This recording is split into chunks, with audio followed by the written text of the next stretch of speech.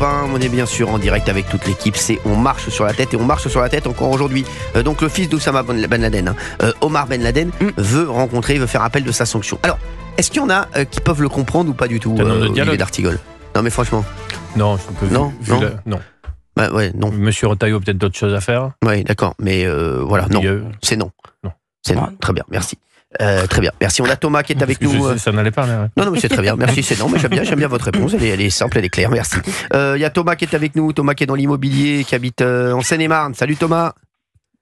Salut Cyril, bonjour à toute l'équipe. Merci d'être avec nous, Thomas. Alors vous disiez tout à l'heure que c'était purement scandaleux, qui se trouve en France déjà. C'est un véritable scandale. Alors je sais pas ce qu'en pense l'équipe, mais de laisser rentrer un tel personnage sur le territoire français. Maintenant, il est frappé d'une OQTF et il veut faire appel. Attendez, on marche vraiment sur la tête dans ce pays. Moi, je comprends pas quoi. Je comprends pas comment on va continuer à se moquer des Français comme ça. C'est incroyable. Mais excusez-moi, moi j'ai une question à poser à l'équipe autour de la table. Il y a que nous qui sommes pris pour des cons comme ça, ou c'est le monde entier? Non, mais c'est juste pour savoir, parce que quand on est sur Europe 1, on dit les choses. Il est 16h14. J'ai l'impression, en faisant des émissions à la radio, à la télé, que on nous prend vraiment pour des jambons. Excusez-moi, sur beaucoup de sujets. On est les seuls, ou on est les champions du monde là-dessus, ou bien il y en a d'autres. Même, excusez-moi, au niveau de l'Europe. On va en parler dans un instant aussi, d'Ursula von der Leyen, mais c'est vrai qu'on a l'impression que on est quand même les dindons de la farce de l'Europe. Excusez-moi de vous dire ça. Voilà, je mets à part l'affaire de Ben Laden, parce que je parle du fait qu'on nous prend vraiment pour des jambons. J'ai vraiment l'impression qu'on est les dindons de la farce de l'Europe. Je sais pas, je me trompe ou bien... Ça dépend des sujets. Sur beaucoup de sujets, sur l'agriculture. Sur l'agriculture, on est les dindons de la farce. Si, parce qu'on rajoute encore des... Alors voilà, responsabilité française. Bien sûr. C'est-à-dire qu'il y a des normes européennes qui s'appliquent à chaque... Et nous, on en rajoute. Mais ça, on est nos propres bourreaux dans ces cas-là.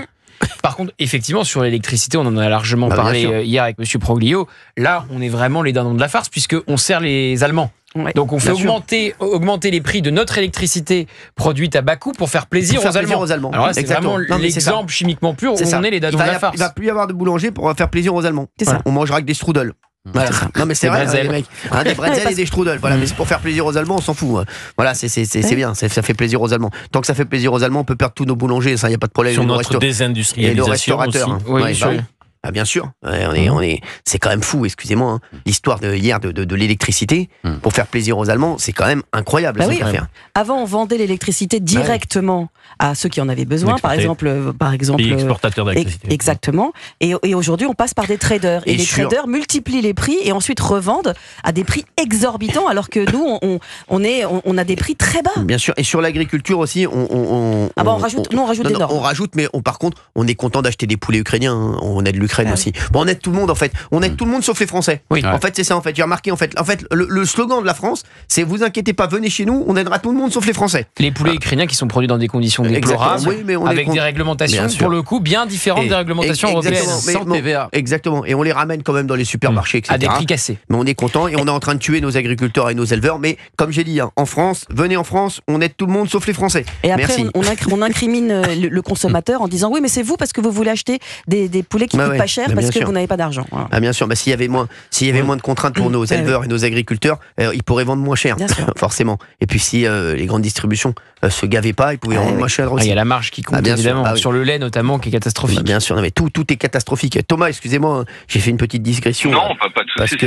Parce que c'est vrai que ça me rend fou ce que vous dites, ça me fait réagir sur beaucoup de choses. Et je vous jure que la formule que je viens de trouver, venez en France, on aide tout le monde sauf les Français, j'ai l'impression que je crois que c'est la bonne en fait. C'est ça. Mais ça fait plaisir, Cyril, qu'il y ait quand même une émission comme vous, où on ait cette liberté de ton et cette liberté de parole, parce qu'honnêtement, on croirait que dans les autres émissions, dans les autres médias, on n'ose pas parler des choses, on n'ose pas dire les choses, il faut dire les choses franchement. Vous comprenez bien pourquoi ils sont sur notre tête. Oui, exactement. Cyril, je pourrais en profiter pour passer un petit coucou. On a un ami en commun. Dites-moi. Laurent Fontaine. Ah mais je l'adore.